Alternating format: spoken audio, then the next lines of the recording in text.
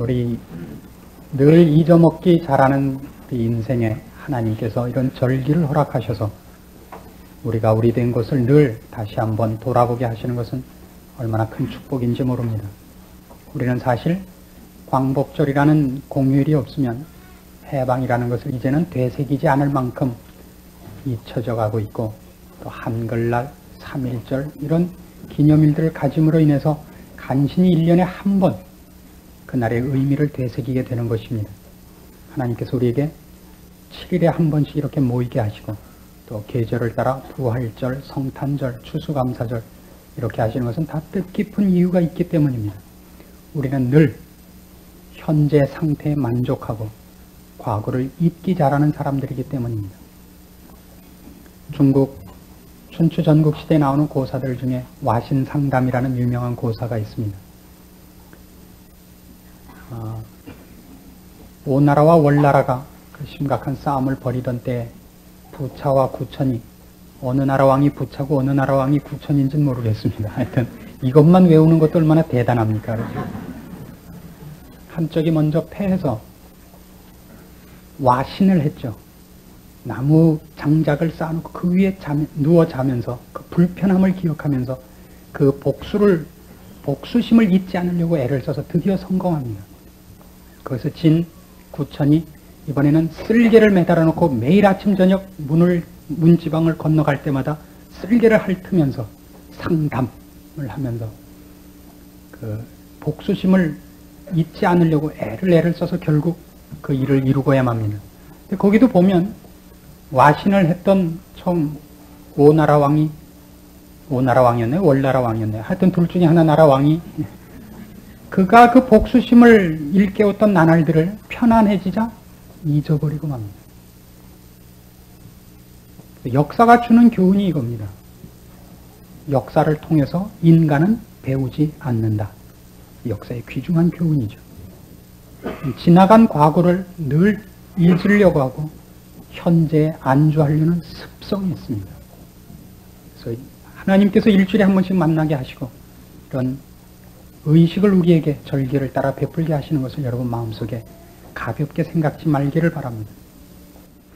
그래서 오늘 모였던 일도 우린 다 하고 헤어져야만 됩니다. 이렇게 의식만, 이건 절기고 일주일에 한 번 만난 일을 이제부터 하려고 합니다. 그러니까 오늘은 12시 반 전에는 끝날 것 같지 않습니다. 아예 마음을 느긋하게 먹으시고, 오늘은 왜 이렇게 긴가 이러면 서로 불편해지니까 다음 주부터는 내가 안 나온다. 다음 주부터는 12시면 끝내드립니다. 오늘만 그렇습니다. 이제부터 하려는 얘기도 중요하기 때문에 혹시 시장하실까봐 떡도 큰 거를 드리지 않았습니까? 이제부터 우리 인내심을 갖고 듣기로 합시다. 오늘 우리가 읽은 봉독한 말씀 37절로 47절까지 있는 말씀은 사실은 그 뜻을 쉽게 이해하기 어렵도록 되어 있습니다. 지금 예수님께서 자신의 신성과 그가 아버지의 뜻을 이루러 오신 것에 대하여 반대하는 무리들 앞에서 자신을 어떤 의미에서 변호하시고 변명하실 뿐만 아니라 한 걸음 더 나가서 예수님께서 이 땅에 오신 그 깊은 의미들을 설명하고 계시는 장면입니다. 그래서 지난 시간에 우리가 살펴봤던 구절은 36절. 내게는 요한의 증거보다 더 큰 증거가 있으니 아버지께서 내게 주사 이루게 하시는 역사, 곧 나의 하는 그 역사가 아버지께서 나를 보내신 것을 나를 위하여 증거하는 것이라. 주께서 우리를 살리시고 우리를 구원해 내시는 것이 아버지가 보내신 일이요, 주께서 하실 일이었습니다. 그 얘기가 오늘은 이렇게 넘어옵니다. 너희가 영생을 얻는 줄 생각하고 성경을 상고하는데 그 성경이 내게 대하여 증거하는 것이다. 그러니까 이해할 것 같지 않습니까? 그러나 이 얘기가 무엇으로 넘어가느냐 하면요, 44절 보시면 너희가 서로 영광을 취하고 유일하신 하나님께로부터 오는 영광은 구하지 아니하니 어찌 나를 믿을 수 있느냐. 그 영광 싸움으로 넘어갑니다. 기억해 볼 만한 그 연결입니다. 싸움은 분명히 예수 그리스도께서 정말 하나님의 뜻을 이루러 오셨으며 하나님 편이며, 아니 한 걸음 더 나가서 그분이 하나님이신가 하는 싸움에서부터 시작됐는데, 예수님께서 그걸 증명하시는 과정에서 성경이 영생을 주는 것인 줄 생각하느냐? 옳다. 그러나 왜 성경을 읽었는데 나를 믿지 않느냐? 그러면서 왜 너희가 서로 너희끼리 영광을 취하려고 하니까 하나님의 영광을 못 보는 것 아니냐? 이렇게 결론이 되었습니다. 도대체 이것이 말이 어떻게 연결되어서 그 말이 그 맥을 이루고 있는 것인가를 우리가 주의 깊게 살펴볼 필요가 있습니다. 이런 뜻입니다. 오늘 학습 세례 입교하시는 분들에게 제가 모두에게 공통적으로 이런 질문을 드렸습니다. 기독교가 다른 종교와 다른 것이 무엇인가? 여러분 어떻게 생각하십니까? 다른 모든 종교와 기독교가 무엇에서 다릅니까? 여기에서 다릅니다. 다른 종교는 도를 깨우치는 것입니다. 누가 도를 알게 하고 누가 방법을 알게 하고 누가 원리를 알게 하면 그것을 스스로 이루는 싸움입니다. 기독교는 절대 도를 깨우치는 것 아닙니다. 아주 극단적으로 원색적으로 얘기를 하자면 성경에 믿음의 도리가 있거나 성경에 무슨 구원을 얻는 방법이 있지 않습니다. 성경은 예수 그리스도를 증거할 뿐입니다. 그게 그것 아닙니까? 아니요, 다릅니다. 어떻게 다른가를 오늘 우리가 잠시 생각해 봐야 됩니다. 일반 종교성에 있어서 또 우리 모두가 갖는 인간의 본능적인 사고방식은 우리가 무엇을 할 수 있다는 가능성에 집착되어 있습니다. 그런데 그것을 모를 뿐이라고 자꾸 생각을 합니다. 우리가 예수를 믿고 난 다음에도 이런 생각을 많이 하지 않습니까?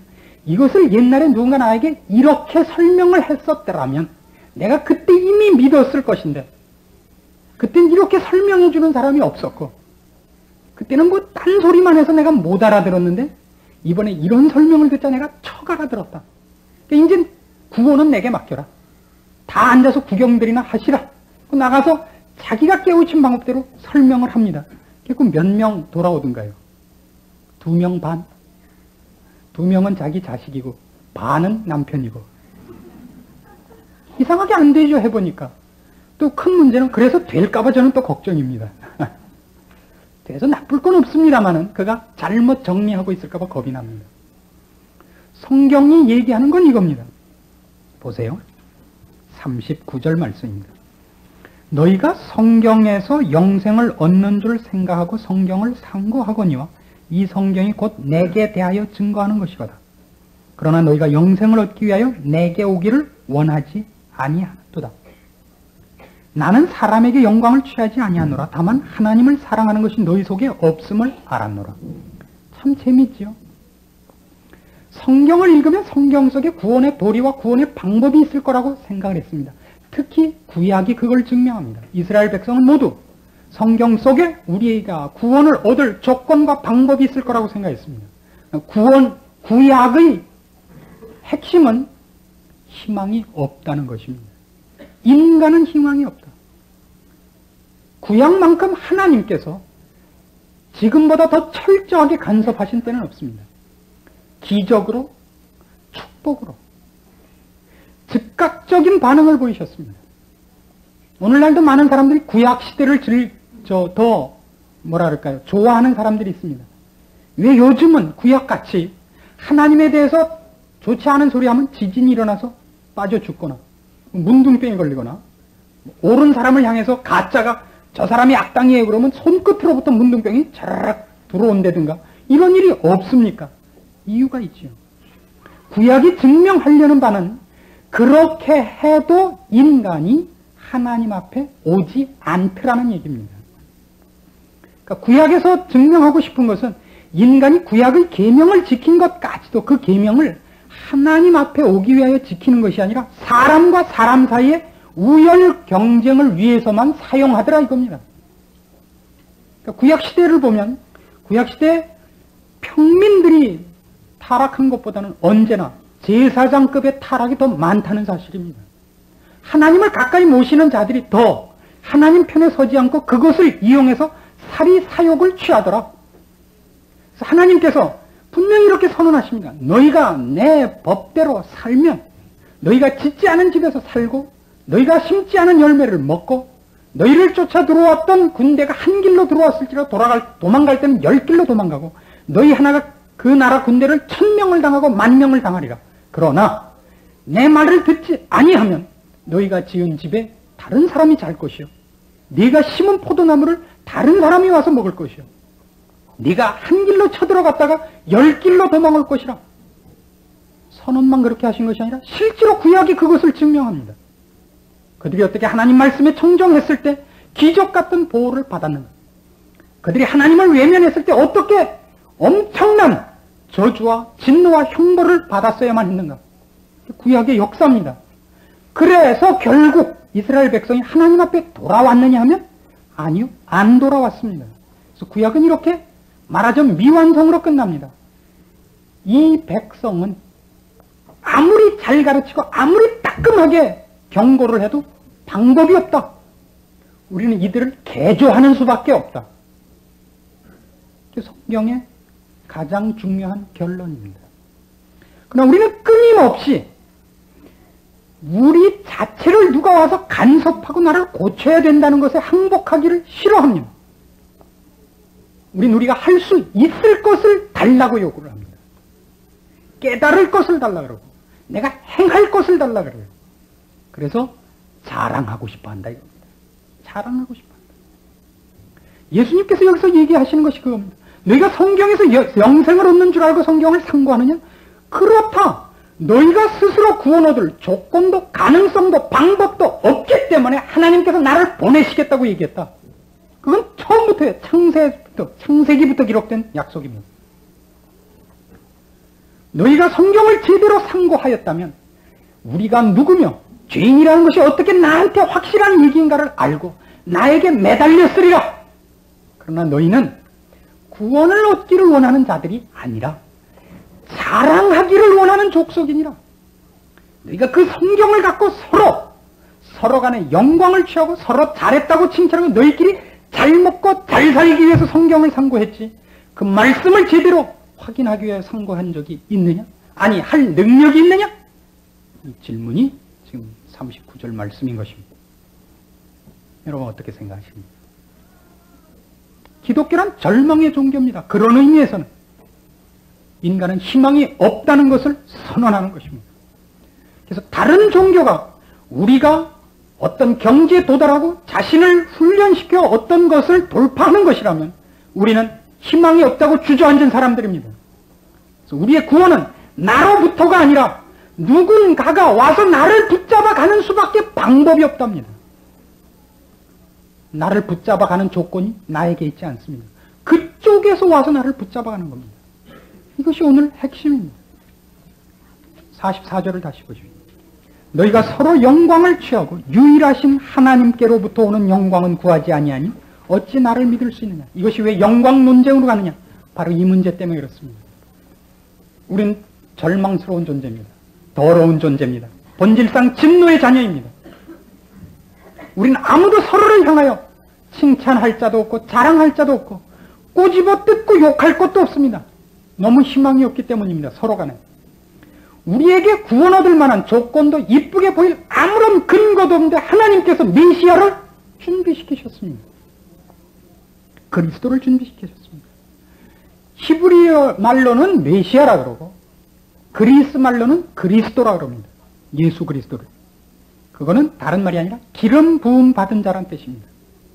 기름 부음 받은 자라는 것은 하나님께서 하나님의 일을 위하여 특별히 세운 자, 특별히 보낸 자를 의미합니다.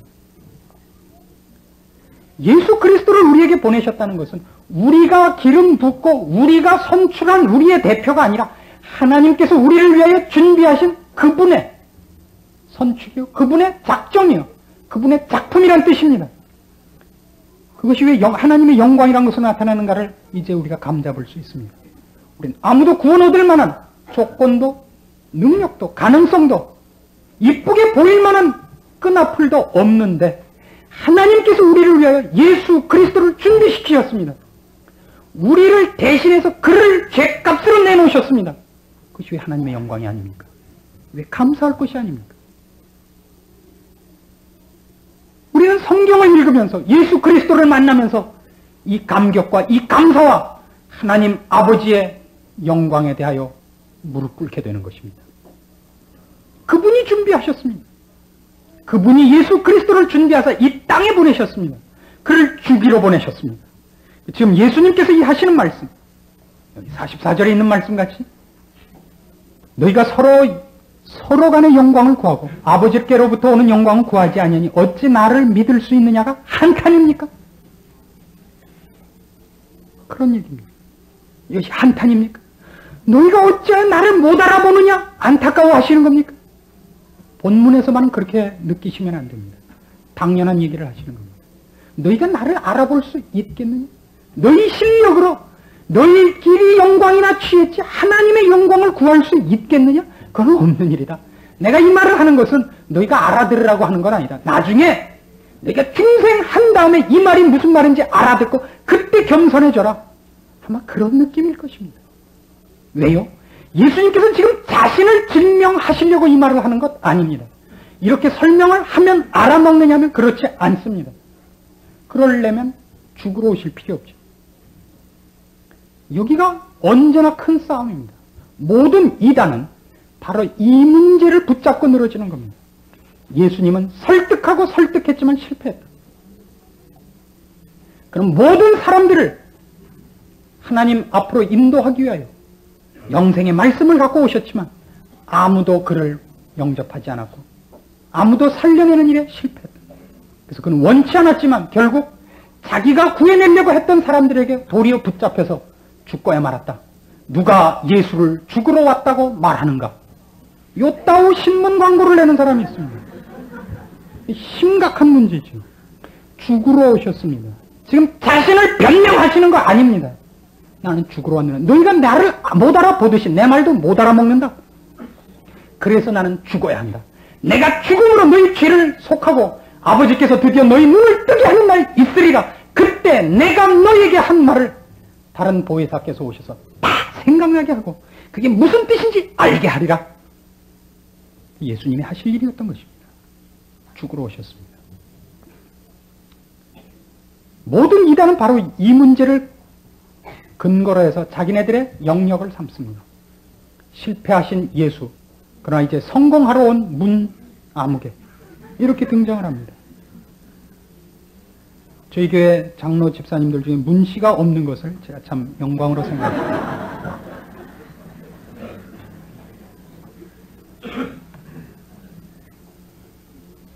예수님의 죽으심을 기념한 날입니다.